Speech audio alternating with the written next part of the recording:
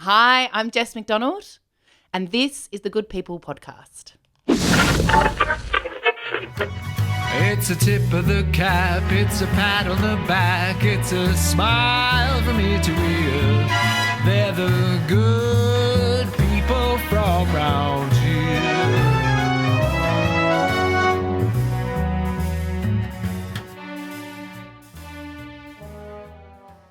Yes, welcome to another episode of the Good People podcast. My name is Andy from In Other Good News, and it is an honour and a privilege today to be bringing on a guest who probably has had the most mentions of anyone in any of the podcasts without having actually been on one before. We had to get her in. Jess McDonald from High Teas Australia. How are you going, Jess? Welcome to the show. I'm good. I've already got the giggles, which is probably not a good start. No, it's good. Yeah. It means we're in a good space to tell a good story, and it is a fantastic story. For those who don't know who you are, at a surface level, you're Jess McDonald from High Teas Australia, which is, and it's no accident, we're actually wearing some High Teas Australia today. Yep. A bit of the Grace Tame eyes over there. I have that one. I should have worn that one as well. We could have been matching. Well, I like that we've got a bit of a variety of the range, don't you think? Yes. Yeah. And then this one here that I'm sporting is the women, the STEMinist. Yes. The women of STEM. Women of STEM. Women of STEM, which is celebrating women who have contributed to the, well, science, technology, engineering, maths, and medicine. Yeah. STEM. Yes. But you're not just a T-shirt designer. That's the thing. This is what you're doing currently. And we have...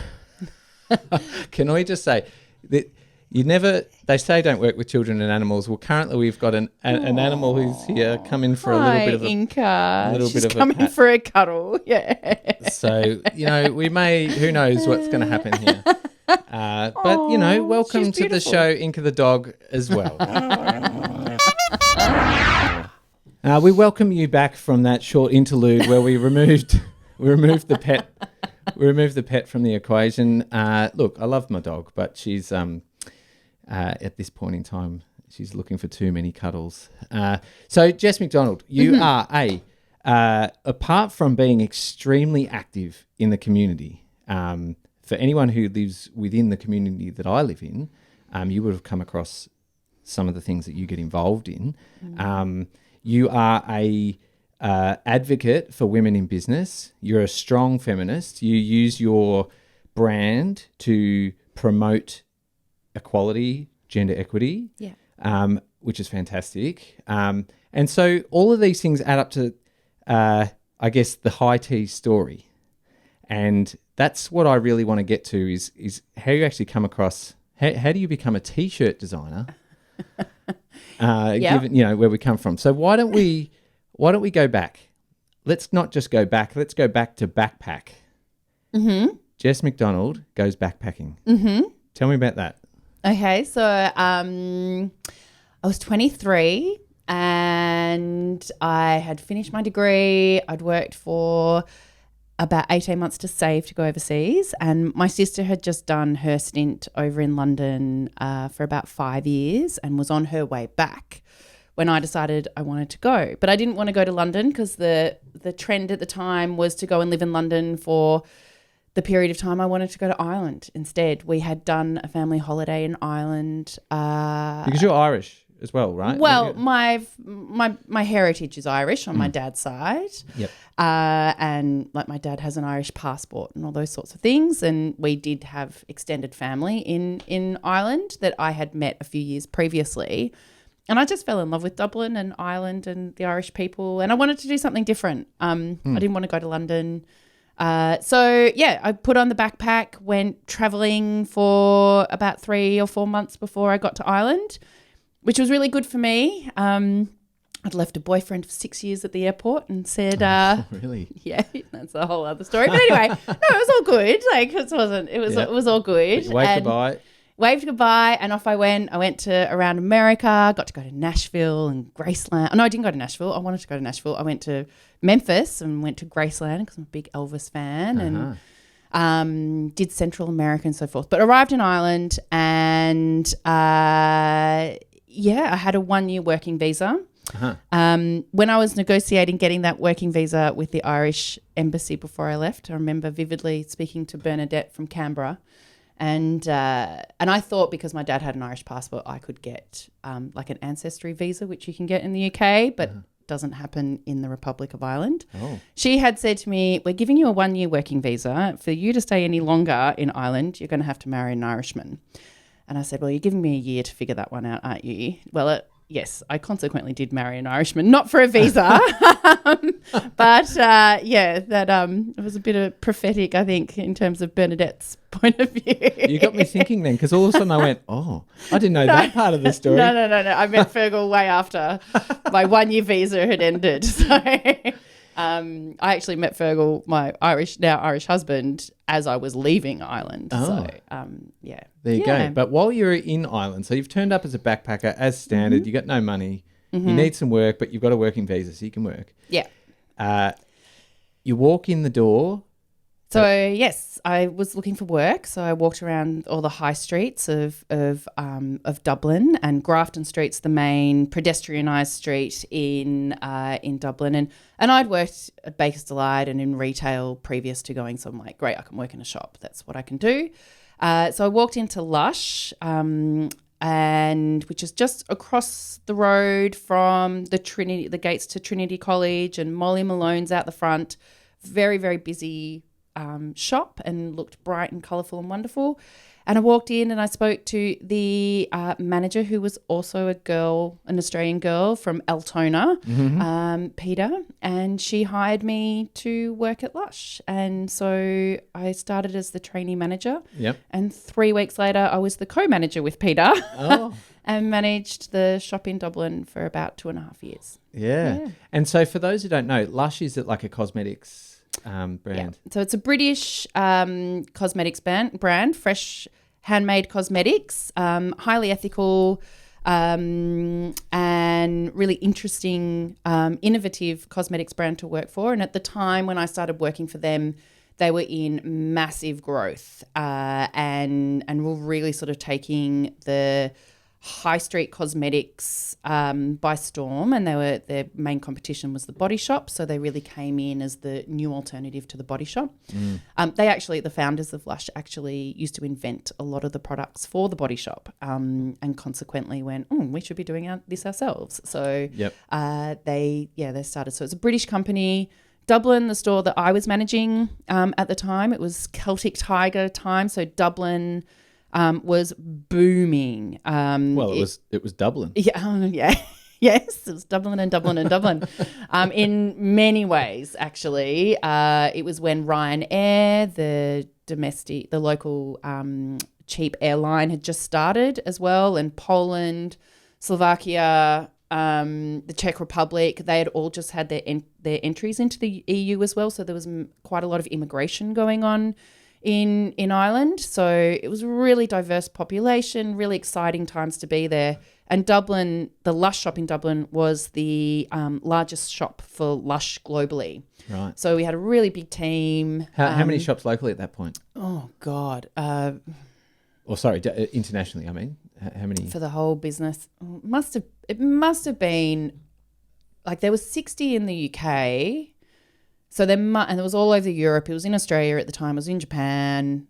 So look, it must have been around about the 400-500 mark, but North America hadn't opened yet. Yeah. And so this is as you were joining North America, not yet established. No, yeah. No. Japan had opened, yeah. And they were starting to become a real force as well. But because obviously like Shinjuku and Shibuya, which is the two big stores in Tokyo, they've got a population of 18 million, and Dublin has a population of 1 million. So, it's quite a different environment. But yeah, no, Dublin was really exciting. It was great to manage such a busy and exciting store. Because it was the biggest store from a sales point of view, it gave us a lot of opportunity to trial and error things because you had to. It was growing so fast. So I learned a lot in terms of managing a business. Lush is very good at supporting their store managers to run their businesses as though they're their own. So, you know, you had your own P&L, like profit and loss statements, you managed your budgets, you managed all your team, you managed all your stock.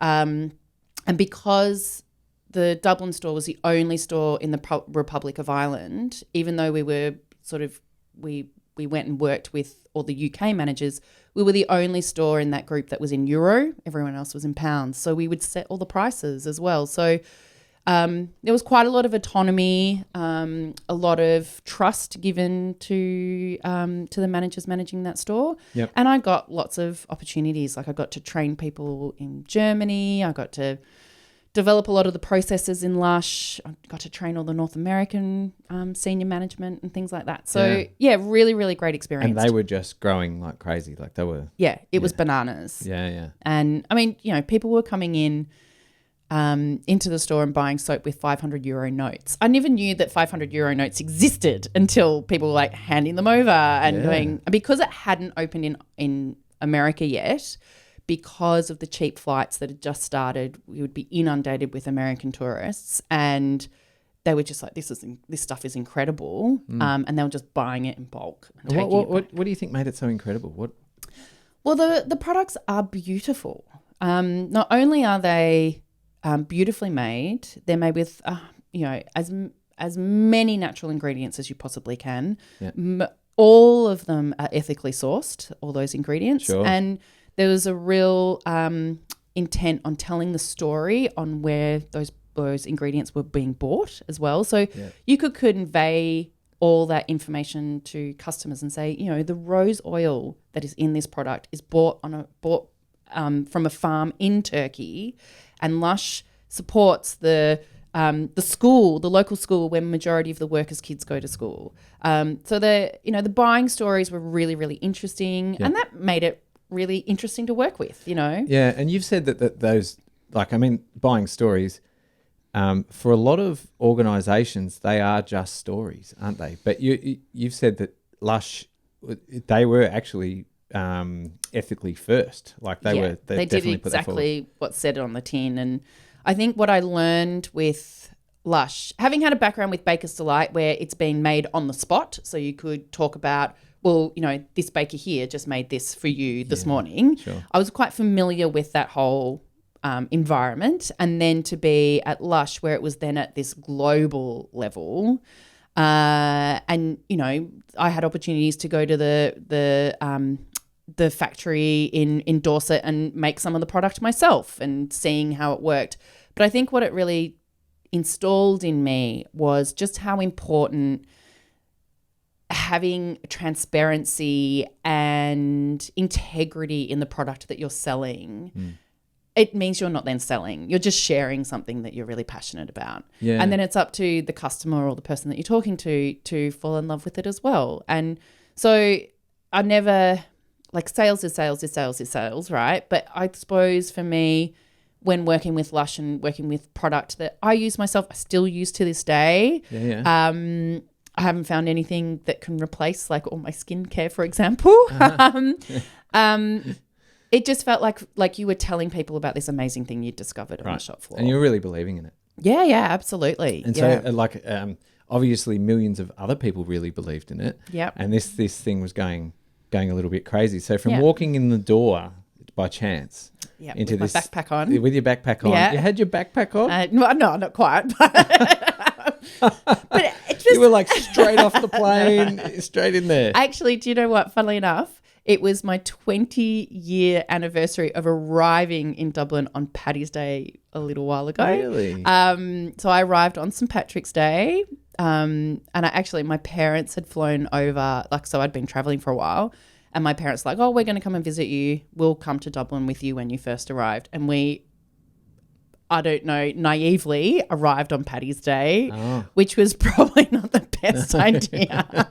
But at least I remember the day that I arrived. So but the backpack got put away. I was actually sleeping on the couch of someone that I had met in Central America, only a couple of months previously. That's kind of the way it goes. It is, absolutely. And I ended up living with those guys for the entire time that I lived in Dublin. Yeah, so there you go. I know. And so Lush was growing rapidly, you were working hard. I was. You're working real hard. And so you're sort of expanding with the company, except the company was expanding quicker than it probably could, support.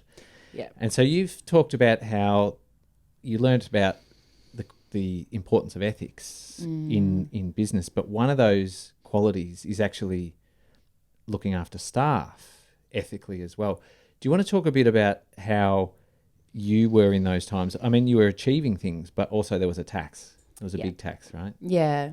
I think when I look back at my time with Lush, because I, ended up working with Lush for a while, one thing that I'd very much learned at my time at Baker's Delight was the importance of really looking after your team and really sound and kind people management.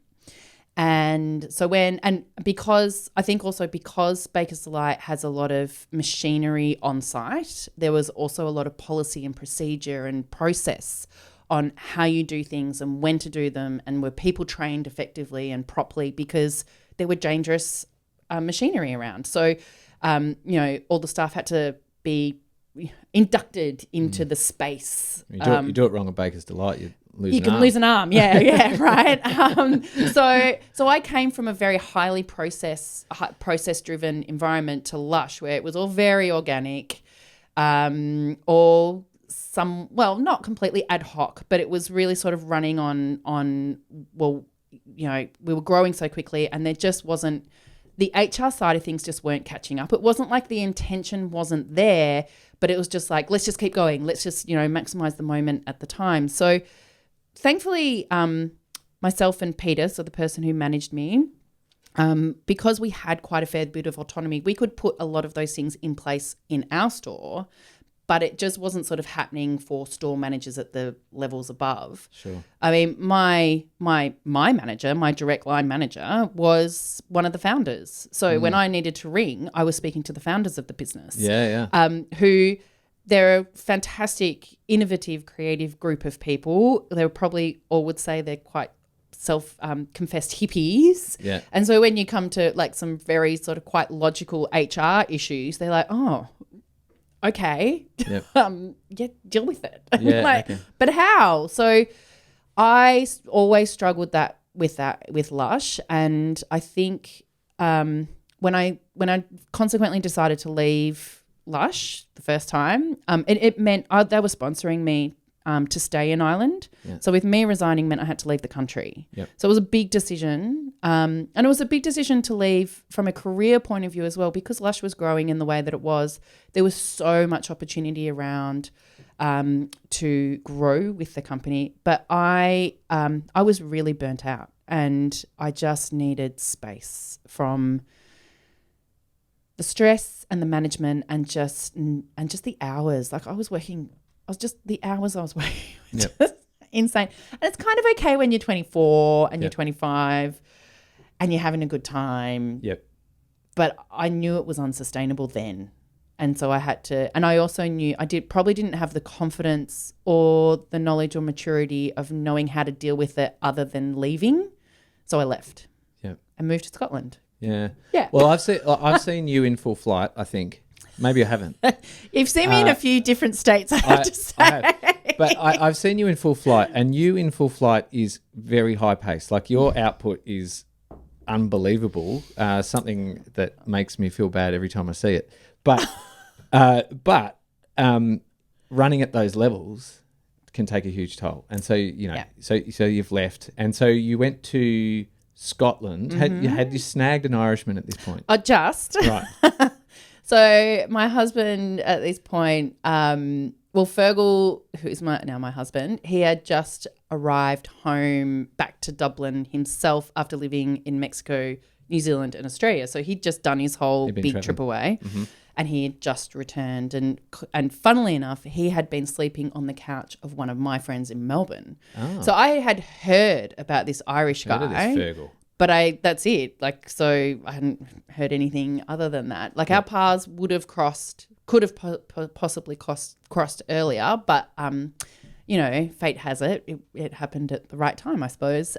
So yeah, we met at a friend's 30th birthday in Dublin. Yeah. And I remember we sort of started seeing each other, and I was a bit like, oh, I'm leaving the country. So, you know, like we can hang out, but it's not getting serious. And then as it got closer and closer and closer to me leaving, it was like, oh, what do we do? And my lease had run out of my apartment 3 weeks before I was due to fly out. Oh. And I ended up living with his parents for those 3 weeks with all my stuff under their staircase in between times. So Fergal would go off to work and I'd be like hanging out with his mum and dad around the breakfast table until I finally left. So yeah, but he ended up following me to Scotland about 10 months later.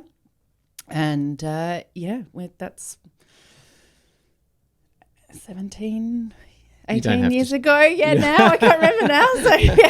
So I did finally snag myself an Irishman. Oh, there you go. Then so you've left Lush. Yeah. But it wasn't the last time you worked there. No. Like you went back for more. I did. So I spent 5 years in Scotland. We spent 5 years in Scotland. I didn't work for Lush there. I went back and studied. I went and studied business. I worked for a magazine. I did advertising. You worked for the List magazine. The List magazine, the famous List magazine. Yeah, which is like the Time Out magazine. So Yeah. all around the Edinburgh Festival and Yep. awesome job. That was just brilliant and really different from what I'd done before. So so it was about 4 or 5 years, and then decided to move back to Australia. Mm-hmm. And then Lush got in touch with me as I was moving back to Australia, and they said, "Would you join the Australian team? That needs help." Yeah. And I thought, "Yep, enough time has passed. I've recovered from my burnout." Yeah. So I said yes. So I joined the team in Australia as the retail support manager, so to manage the shops. And Australia was going through a bit of a tricky time, and they were sort of umming and ahhing whether they kept Australia open. And we had about 6 months to turn the business around, because if it doesn't, then it closes and there's a whole lot of people's jobs. So thankfully it did. It worked. It worked. And there was a really, really great team that made that happen. Yep. But I fell into very similar patterns from a work point of view, and left, and consequently left Lush again, very, very burnt out on this occasion, and really wrung out. Like, it took a lot out of me. I think the thing with Lush being the business that it is, and there's similar businesses around, it's not just about working for a company that does good in terms of this, like, you're involved, but you also, I think because it pulls on a lot of your heartstrings, you're also extremely passionate. So your investment is all in. Yeah. You're all in. You can't turn it off. Yeah, you're an all-in kind of person, aren't you? I'm a bit of an all-in kind of person. Yeah. So now I wanted to ask you, because you've gone through all of this with Lush. You've gone through Dublin. You've gone through Australia, high stress, burnout, all the bits, right? Yeah.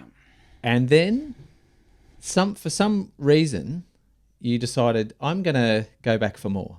I'm going to take on Japan. Yeah. Yeah. Well, once I left Australia, and then I decided, I went, my husband and I decided to go traveling for a little while. I needed to de-lush, and I was pretty wrung out, actually. And so I needed to go and sort out my health and sort out my head.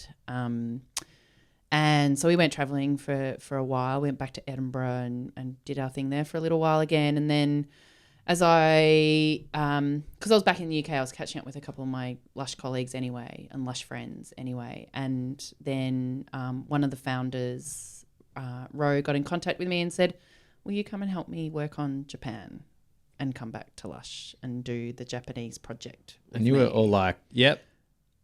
Initially I was a bit like... Hi. Yeah, well, I don't speak Japanese, unfortunately. Still don't after my time there.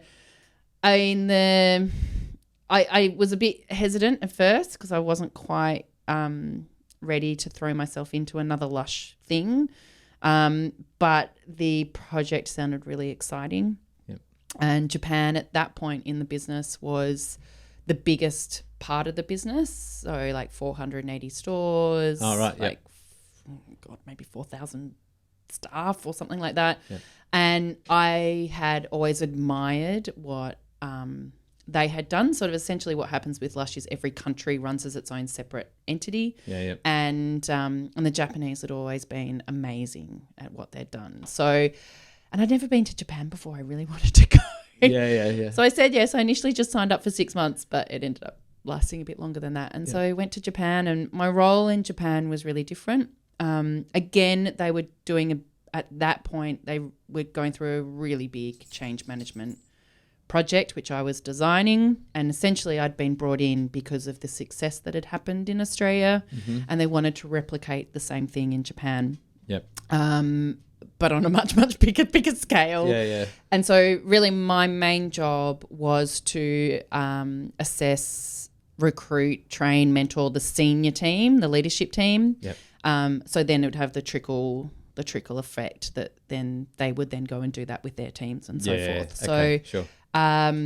with mainly a keen eye on the retail side of the business, because I'm not a manufacturing person. And even though I could help here and there on a few things, it was really like, I have no idea what to do there. Yeah. So it was mainly on the retail and the marketing side of things. But so that was my job in Japan. So I did like 3 weeks on, 6 weeks off. So I'd fly to Japan, spend 4 weeks there, and then come home. And so I did that for a few years, and I learned a lot in that role. The Japanese team were amazing to work with.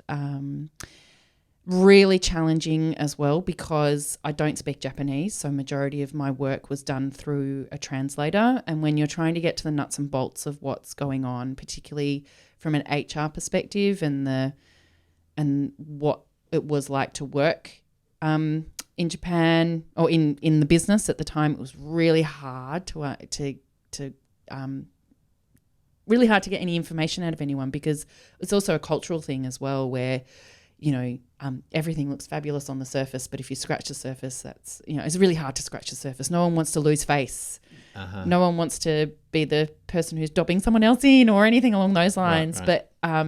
But then you're like, nepotism is happening and bullying's happening, and and it's just outdated processes and so forth. So a lot of my work was really built around and fixing and changing the work-life experience of the Japanese staff, particularly the shop staff and the managers. So it was trying to bring in really great supportive processes and incentives to work there. Like, why work here? And bring in some real positives that hadn't been there for a while. Yeah, sure. And so Japan went big. Not the only thing that went big in Japan. Tell me about how you went. When did you go big in Japan? Yeah, well, one thing that the Japanese part of the business hadn't done, which was on my mandate to do, was to bring in the campaigns for Japan. And what I discovered in my working with the Japanese team was I usually had to be extremely animated and over the top to get my point across. Yes.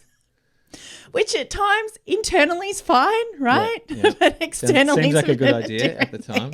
Yeah. So I had this really bold idea of they were renovating and relaunching the main shop in Shibuya. So if you know Tokyo at all, Shibuya is the busiest pedestrian crossing in the world. Oh. And it's awesome and it's fabulous and it's brilliant and it's so exciting. There's a real electricity in the place. And Lush has a shop right on their pedestrian.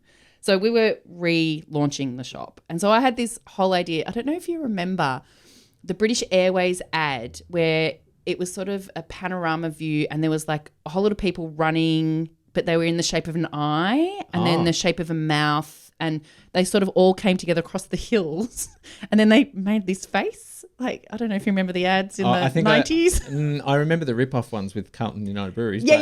Okay. So I was sitting in the L'Occitane Cafe, which sits above the Shibuya crossing. And I just went, oh my God, that British Airways ad came straight back into my mind. I'm like, we could do something very similar and do that in the crossing. Yep. So people just come out of nowhere and sort of take over the crossing, and then or everyone walks into the shop. Yeah, you're going to do this on the busiest pedestrian crossing in Japan. Why not, right? Yeah, sure. So I do have a very creative, wild brain. And so my boss at the time took me a while to explain what I was trying to get across. But I'm like, look. And she was like, that's a great idea. Let's do it. And she was like, right, well, you get it done. And I can't even remember how it got to the point that it was all going to be, everyone was going to be dressed up as Father Christmas, but that's ended up being the case. There was about 100 Father Christmases. And so I arrived from Melbourne for the launch, and so they had bought me a Father Christmas costume as well, but for some reason I was the green Father Christmas. Everyone else was in red. So they were doing this. They were flooding the crossing. I think every hour all these Santas would come out and flood the crossing and so forth. But I was placed at the front of the shop in this green Santa outfit, handing out roses to people coming to the store, which was fine. That was quite fun. I really enjoyed it. But unbeknownst to me, the green Santa, as I was known as, became the number one searched item on Yahoo, which the marketing team were very excited about and wanted to tell me all about it when I got back to it. They're like, look. I was like, oh my gosh. It wasn't really quite what I was expecting. But it happened to me twice. It happened that one, and then the second one we did we marched in the Pride Parade in Tokyo, and Lush was right at the front, and we all had particular T-shirts on and everything, and it on that day Shibuya, like the council, probably the easiest way to describe it, the Council of Shibuya, which is right in the center of Tokyo, had just announced marriage equality on that day. So it was there was a huge amount of international press following this quite small Pride Parade. Like for a population of the size of Tokyo, this parade was quite small, and this was a few years ago now. But and Lush was really in the front, and they'd supported a lot of the groups that were putting on the march. And for some reason, 3 of us, so me and 2 Japanese colleagues, were asked to go and have our photo taken. And at the time we were just like, oh yeah, sure, we're going to have our photo taken. We had a couple of slogans in our hands and whatever. And unbeknownst to me, we were standing in front of this like press gallery. It was like paparazzi going, oh my God, there's like 80 different news channels here. And again, we became the top, like we were on Washington Post, we were CNN, like this. Yeah, so you went big. Jess McDonald goes big in Japan. No, not intentionally. God, it was a bit like, oh God. I just feel, anyway. I guess it's a bit of an honour for me to learn the origin story of how you're now have made a successful career as the Green Santa. The Green Santa, I know. Oh my God. And it didn't fit me properly. And anyway, the things you do, right? Yeah. The things you do. Now, you were saying that for the 3rd time working for Lush, you got a bit much. And you've decided enough's enough. I got to change what I'm doing. I got to get out of there. Yeah, there was obviously a bit of a running theme going on. Yeah.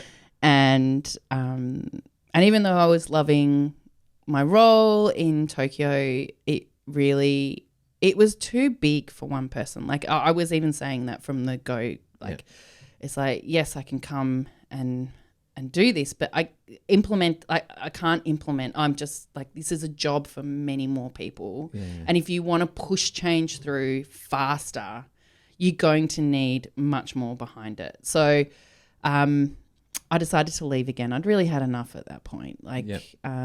Lush can, as much as I love the company and I love working for it on a lot of levels, it is very flat in terms of its organizational structure. And so when things are challenging and when things are really tough, it can leave you quite sort of vulnerable and floating. And I really don't like that insecurity at all. And it doesn't bring out the best in me at all. No, so you're sort of feeling like as a staff member as well, you're maybe not being looked after as well as you would have liked. Yeah. And I think you were saying, like, when you left and to hand over the thing, and then in order for it to grow and do what it should have done, they ended up hiring 25 people or something Yeah. at So the a other team end. of 23 people came in after me. Yeah, So it's yeah. not that I'm worth 23 people at all. Yeah. It's that's actually what it needed. It needed it from Yep. the first instance. Yep. So, you know, that was just the load I was carrying. Yeah. And I was like, okay, I can't do this massive. anymore.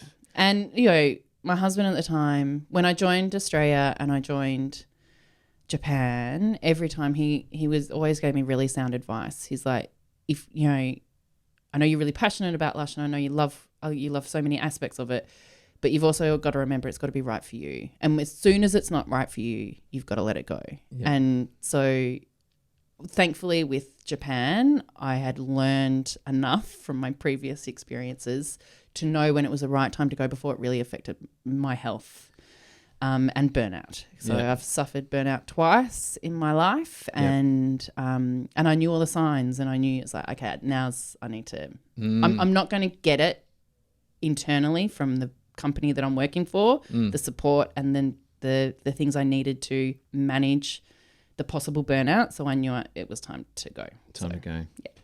Yeah. But you're not done in business. You're a business mind. In fact, like we are regularly having conversations around, you know, you're a very entrepreneurial mind. You've helped out a lot of people. You've then decided, do you know what? I'm going to apply some of these skills to my own business. Yep. But also creating a trend of every time you decide to write a business plan, you get pregnant. Yeah. So Yeah. So I've done that twice now. yeah. And what the first business you created? Yeah. Yeah. Do you want to tell us? So Agents of Innovation. Yeah. So once I finished Lush, I really didn't know what to do with myself. I was a bit lost. Actually, I was lost for a while. I really felt like my confidence had taken a really big hit. And I suppose the other thing that happens with Lush is you don't really ever have a job description or like performance reviews or anything along those lines. So I kind of left going, I don't know what I can do. Yeah. I don't know where I fit in an industry. What industry do I fit in, and all those sorts of things. So, but I'd always wanted to run my own business. My dad started his own business when he was 26, and it's very entrepreneurial, and I'd always wanted to give it a go. So because a lot of what I'd done in Lush in Australia and Japan had been of sort of a consultative nature, I thought I'm going to start a consulting business and help other businesses, because that's what I know. I know how to run a business. I know how to grow a business. I know how to look after staff. I know how to strategize. And so I thought, right, my confidence is low, but do stick to what I'm good at and what I know. And so I launched Agents of Innovation. And then a couple of months later, became pregnant with Adelaide. So so my consultancy business kind of just got off the ground just as I was about to go on mat leave. I sort of went back to work 3 weeks after having Adelaide, which I learned was not a good idea. But that's okay. No, That's should have all taken right. a little more time. Yeah, well, I consequently then took a bit of time off after trying to work a bit too early on. But, you know, you learn these things. And when it's your first baby, as you would know, first baby comes along, you go, who knows? yeah, they just slot into what I'm doing. Yeah. And no. Yeah. I was like, oh, yeah. And also one of the values, like you were talking about with that business, was helping businesses be educated around the idea of looking after staff too, right? Yeah. I think one of my core values is about the strength and the importance of relationships. Yeah. And that when you work, one, to find work that you enjoy and you're passionate about, but two, that the partnerships and the relationships that you have when at work, whether it be with stakeholders or employees or your employer or your manager or whoever the case may be, whatever that relationship looks like, that it is honest, transparent, ethical, and essentially done with kindness. Because I have had really good experiences and learned good things from previous work, but I'd also experienced when it was not so great, and having to overcome when it's not great, and what can you do about those things. And I feel as though I'm quite good at designing processes and sort of boundaries, I suppose, that can make your working experience better. I suppose that's it. If that makes sense. Yeah, no, it does, and it's great to hear that, like, that being part of that business, looking after staff, because obviously having burnt out yourself, and in this current era that we're in right now, I feel like everywhere I look, I'm running into people who have either suffered a clinical burnout, like an actual proper burnout, or they are like on the edge. Yeah, exhausted. It's every day I'm talking to people that think of COVID, right? I mean, I don't think someone was saying to me the other day, there's a collective community trauma around COVID, and we don't talk about it, and we're not really dealing with it, and everyone's just exhausted. And we opened up last year and opened up in fifth gear. Yep. And now we're into 2023 after 2022, just like, hang on, I just have no fuel left in the tank. Yeah. Which is interesting. Well, we met in COVID. We met in COVID. We did. Do you know you were the I was the first advertorial. You were the first live cross.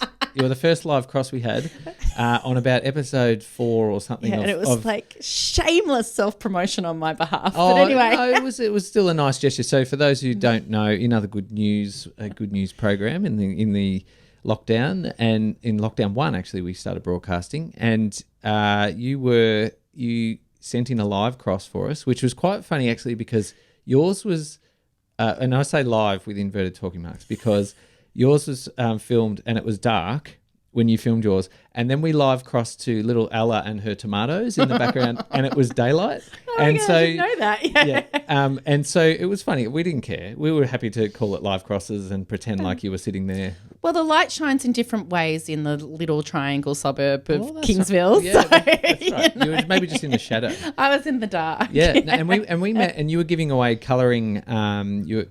So your artwork that you draw, you were actually giving that away as colouring activities for the kids. Yeah. And you were delivering them around the suburb, and all those funny activities we were all doing was just contributing any way that we knew how to do that. So you did that, and we met because of that. But I mean, you are now, like, we hang out a lot. We hang out a lot. Yeah. and it's we talk a lot. Yeah. And I, obviously we've helped each other a lot. You've helped me considerably. Plus, I feel like everyone else around town, like, you're working at the moment, you've been working with the Yarraville Community Centre. You've been working with artists to help them learn how to promote their own artwork. Yeah. You've been at the same time as creating your own designs. So your second business, High Teas Australia. Yeah, well, before you even go into that, I just have to say I am so incredibly excited to actually be here, because we were talking about this podcast for a long time. Yeah.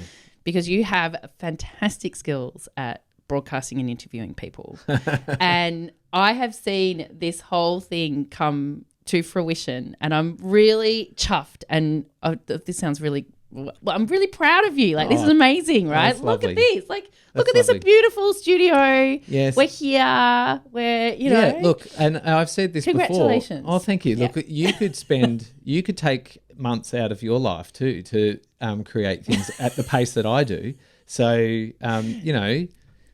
someone actually... I can't sit still. Well, not that you sat still. You have not sat still, but, I'm like, I gotta go. Well, I was going. There's just so many little parts. And actually someone said to me once, they gave me a slogan for my non-existent building business. And the slogan was, and I can't use the actual words because there's a swear word in there. Okay. But the slogan was, Fit Build was the name of the company. And they said, no job too big or small. It'll just take ages. And I thought that was very fitting. It was very fitting. Yeah. yeah. So there was a swear word mixed in all of that, but very appropriate. No, well, look, it is an honour to have you in here, because you have helped me out tremendously through the COVID period. In fact, you helped created our first T-shirts that we ever made. I did. You helped us with that. Yeah. And that was really good. And you've always been a strong support for us. Through either what we're doing or just in advice, like, because you have an incredible business brain and you think left of centre and you can come up with ideas for us. you helped us out a lot, but you already had high teas at that point because obviously helping print T-shirts, you already had the company. So obviously you're pregnant again at some point here because this is what happens, but you created high teas. Let's rewind because we didn't talk about this with backpacking. You draw all your own designs by hand. Yeah. Yeah. And where did you learn these skills? Well, I went to university at Victorian College of the Arts. So I'd always painted and drawn, and my mum's a fashion designer, so I think I got it from there. And Mum had always encouraged myself and my sister to draw and be incredibly creative and to sew and crafty. And so as long as I think my first memory that I have is my great grandfather teaching me how to paint when I was about 3. And it's a very vivid memory of mine because he had these amazing sort of marker pens. They had these paintbrush tips. They were so I remember the room. That memory for me is very much a first prominent memory in my mind. So yeah, so I studied art at school and then had excelled a lot. But I always worked. I don't know why. I can't tell you why. I've always worked in black and white, and I've always enjoyed drawing people's faces. Yep. And portraiture. Except for the eyes on your T-shirt. Yeah. And the colour of my T-shirt. But apart from that, always worked in black and white. Well, I surveyed my customers a little while ago, and the overwhelming response was like, "We want to see some colour." So. Oh, and this one's a hit. Yeah. I get a lot of compliments for this one. Well, you look good in it. Looks good. Well, it's a T-shirt. I can give you that much. So I went to study art at university and photography. So photography and painting were the two things that they were my majors, I suppose. And I attempted to be a photographer when I first left university. So this is before I put the backpack on. And I worked as a wedding photographer for a while. And this was back in the days when you went to events and someone would go around and take photos and then you'd buy the photo at the end. Do you remember that? Yeah. I'm really showing my age now. But anyway. Yeah. That was the most horrific job I've ever had in my life. Really? Oh, yeah, it was awful. It was so awful. What makes that awful? Because the stress of it, just the time stress. So I'd have to drive to the event. And a lot of these places, you can't, the photographer came as part of the package. Yep. But a lot of the time you'd be at a wedding or an engagement party or an anniversary event. But a lot of the time the people didn't know, the customers didn't know. So but they'd be happy to have their photo taken. So, oh yeah, okay, sure. But then they hated that you were then trying to sell them the photo when you came back a few hours later after you'd madly developed and printed all the photos. So, it was a terrible job. But anyway, I was a wedding photographer once. Were you? Yeah, I was shooting second camera. Oh, I didn't know that. And I don't think he used any of mine. Yeah. But I think it made the bride and groom feel good that there was 2 photographers. Oh, yeah. Every angle. I don't think he used a single one of my photos. And you've got to capture the moments, right? Because if you miss it, you can't go, oh, sorry, can you just say I do again? Yeah, I missed it. Yeah, that's right. Can you be enjoying each other candidly again? Just a bit more. Yeah. Yeah. Well, the one thing I never wanted to be is I never wanted to be the dominant force at a wedding. You know, when the photographer just takes over and it sort of interrupts the flow of the event. So I never wanted to be that person. Yeah, okay. But yeah, so... So photography didn't work out, but you went to... Yeah. The pen worked out. Yeah, so painting would probably be my first love, but I always drew and... Yep. Sorry, my tummy's gurgling. And yeah, so I started Agents of Innovation and then had Adelaide. Went on mat leave and I just hadn't drawn for a really long time. It was always sort of my meditative thing to do, and Mum had taught me, particularly I was really lucky in that when I was growing up, my parents, we used to go on a big trip about once every 2 years. So we'd never go away on holiday, big holidays every school holidays. Would always be a big trip sort of every 2 years, and we'd go somewhere really amazing like Egypt and China and Israel and Greece and Europe and just had these amazing experiences. But what Mum made my sister and I do, the first big trip we ever went on was to Europe, and Mum gave us both a sketching pad and a pencil. And I have great memories of sitting at the Statue of David drawing as a 6-year-old, drawing the Statue of David. Right. Because Mum was like, you're going to remember it if you sit and you draw it.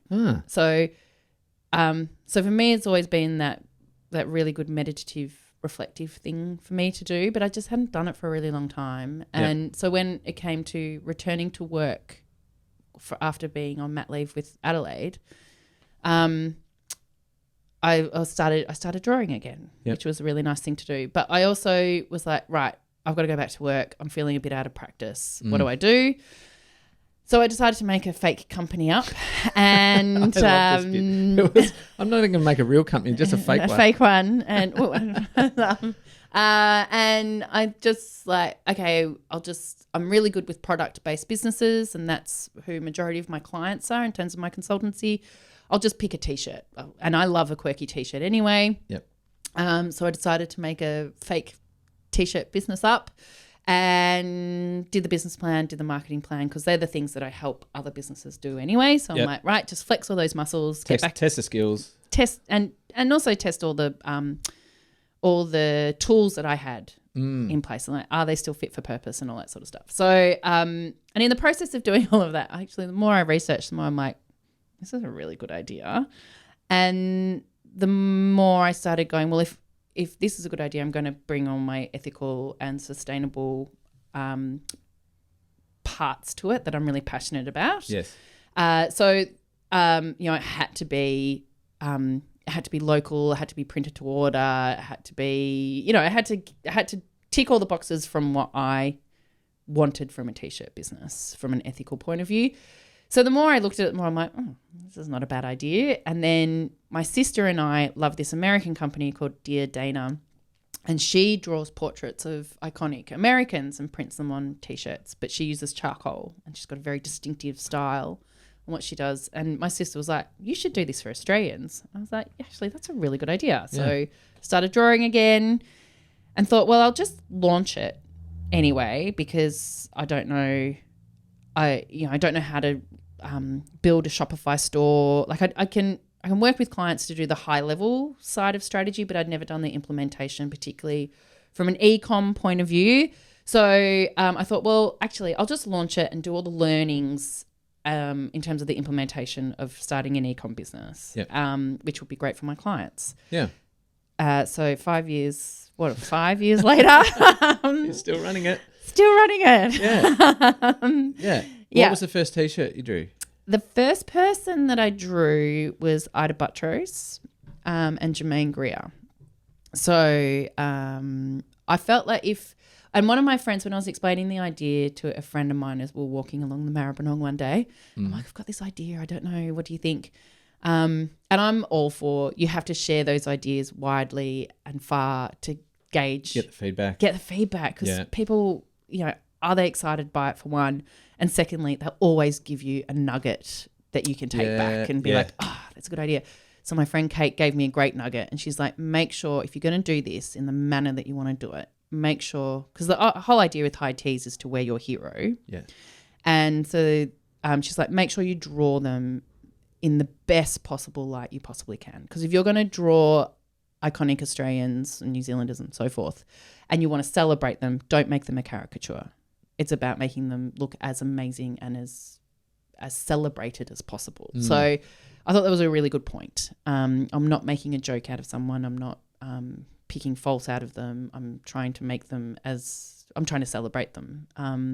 So Ida Buttrose, I thought, she's such an iconic face and a really interesting face. And if I can, I just thought she was a good person to start with. So I probably drew her about 180 times before you actually drew it? Before I landed on a style that I felt was replicable and that was really distinctive and different. Yeah, so those first few drawings are really interesting. Yeah. And Jermaine Greer, I used to be a big fan of Jermaine Greer. I'd seen her talk when I was in year 12 and she blew me away. Yep.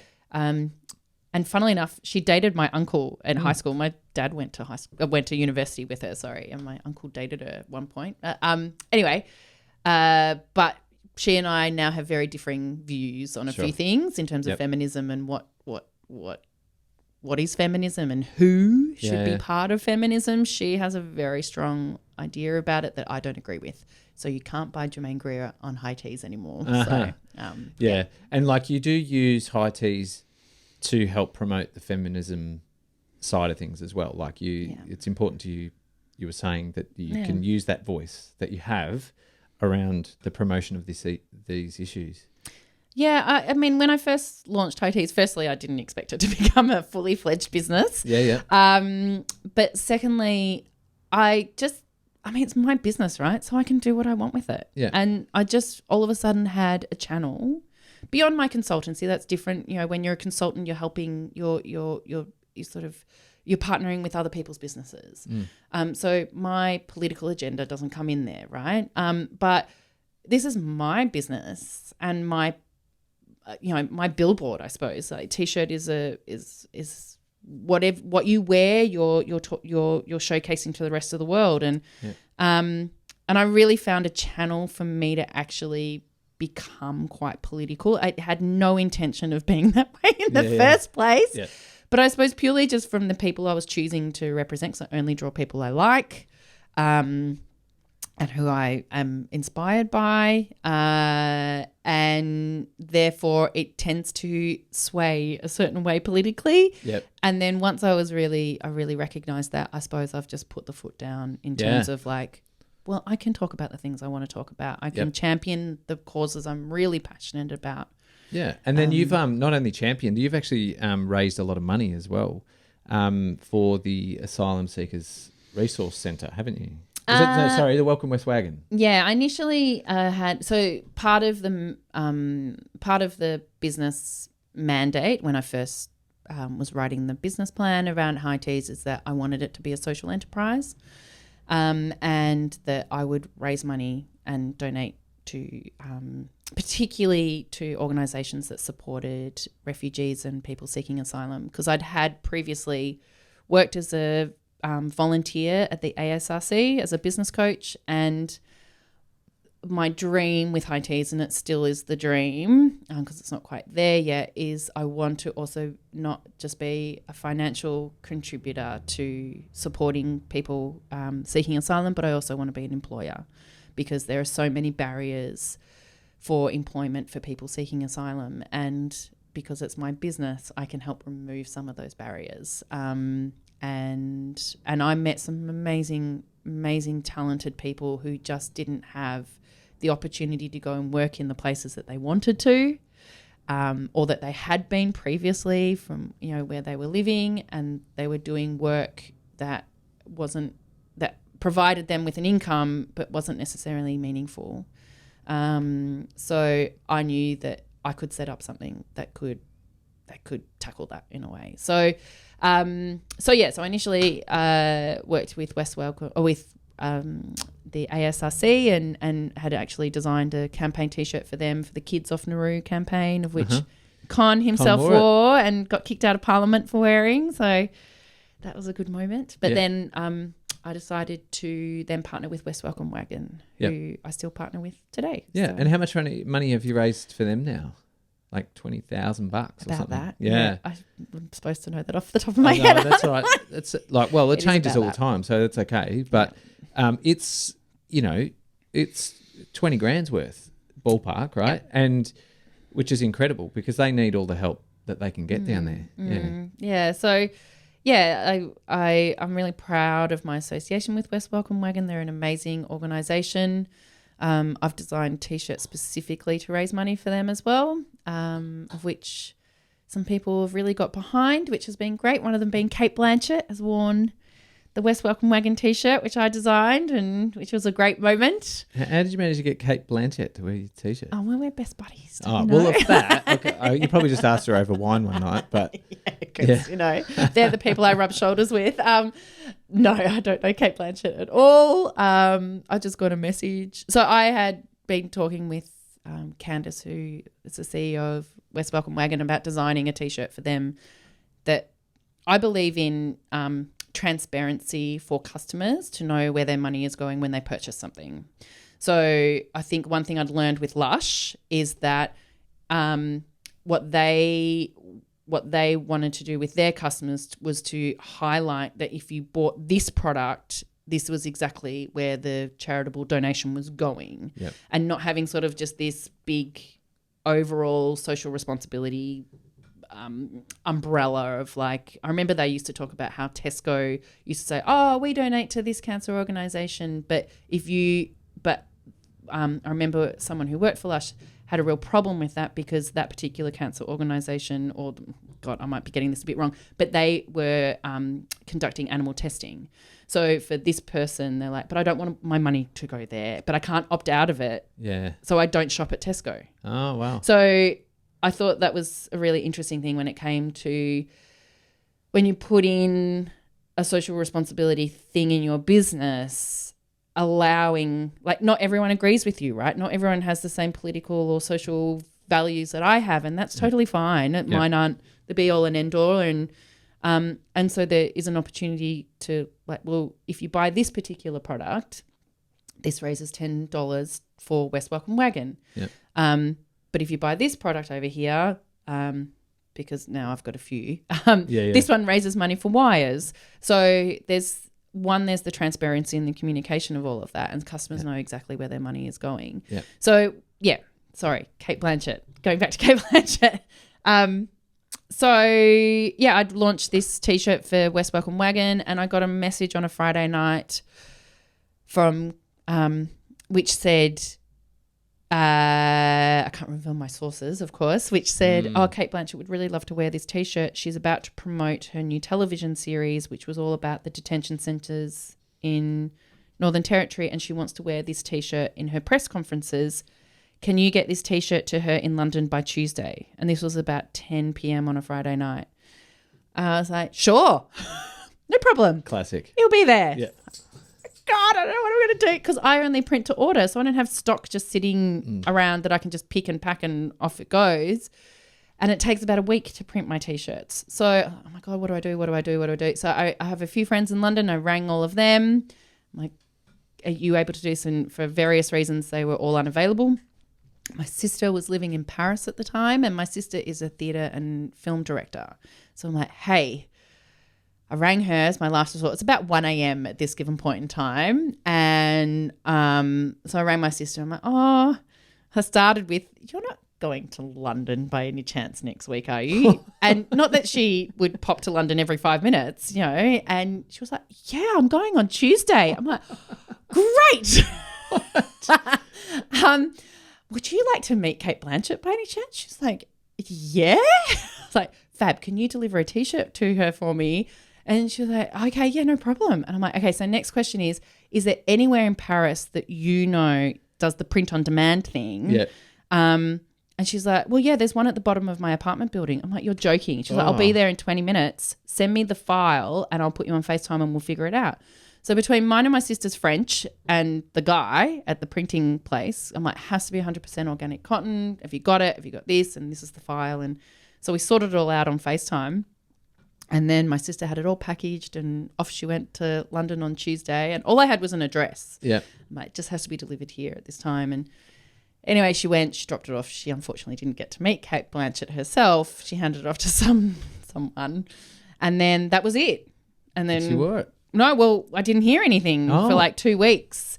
And I was like, oh, okay, maybe it didn't happen. And I was looking at all her press conferences and stuff. And it's like, well, that was a bit of a thrill. At the end of the day, she's at least got my T-shirt. Doesn't matter that she hasn't worn it. That's okay. And then out of nowhere, I get a photo sent to me of Kate wearing the T-shirt and a message saying, apologies, she didn't wear it, but she's got this photo and you can use it however you want. Raise as much money as you possibly can for West Welcome Wagon. Good luck, right? I was like, oh my God, this is amazing. So I rang Candice, the CEO at West Welcome Wagon. I'm like, so This just happened. this just happened. Yeah. She's like, what? Why? And anyway, we ended up raising quite a fair bit of money just by sharing that photo of Kate wearing the T-shirt. And I think both Candice and I were talking about it, and Chris, who's the chairman of West Welcome Wagon, I think the profound the thing that profoundly impacted us on that moment was, here is a global superstar. She is a UNHCR ambassador for refugees. She has the global platform to talk about refugees and people seeking asylum. And she does. And she does a lot of huge amount of advocacy work. And here she is wearing a tiny little West Melbourne T-shirt company's T-shirt that supports a grassroots not-for-profit in Sunshine. Yeah. And she's lending her photo to supporting that. Yeah. And like, I think that makes her a pretty amazing human being, really. Yeah, it does. Yeah. What an amazing story. I didn't know all of those parts. Yeah.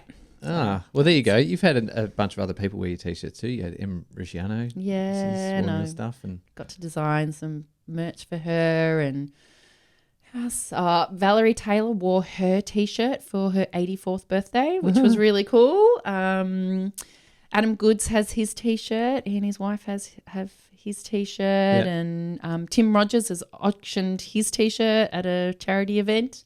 Oh, there you go. Bernard Curry and Steve Curry have worn some T-shirts. Yeah, so it's really cool, right? It's nice. It's really nice. And more importantly, you know, we were able to make another Good News T-shirts. Yes. You know, that's the big one. That's the big one. I didn't design that one for you. No, no. The amazing logo was designed by me in a moment of rush. Wow, look how good it is. Well, is it? I mean, yeah. You know. Would you change it? Oh, well, I don't know if I can now.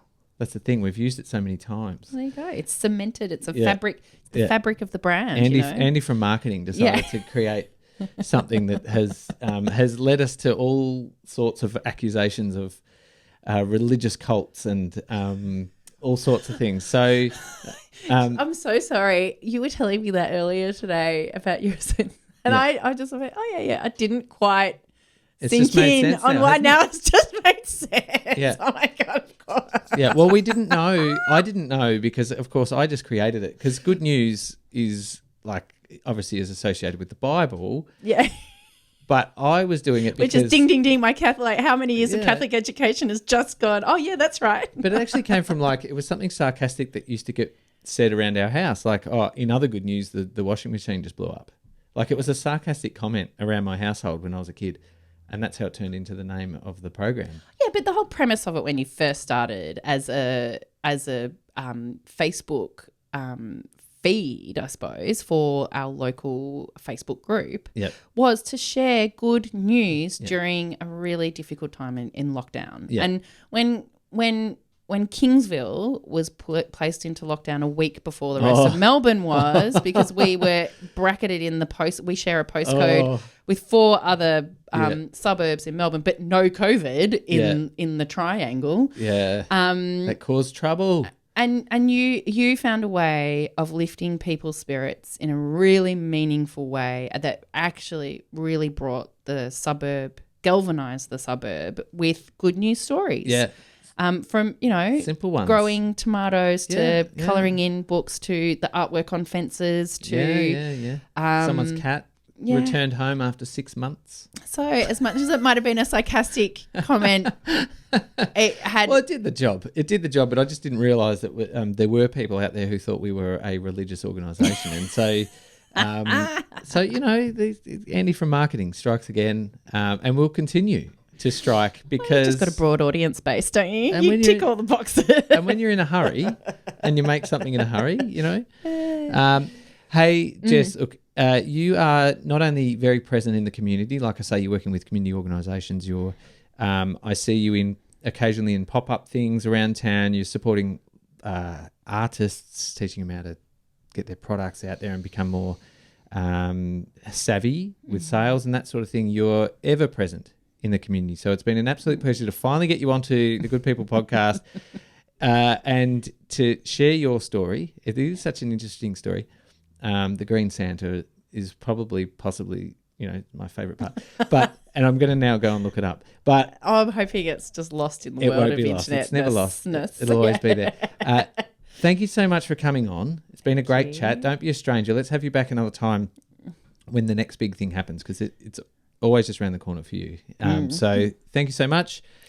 Thank you, Andy. Yeah, thanks for coming on. Yeah, my pleasure. It's been great. I feel really thrilled to be here. Thank you. No, it's been lovely. This is the Good People Podcast. My name is Andy, and if you want more information, you can head to iogn.com.au,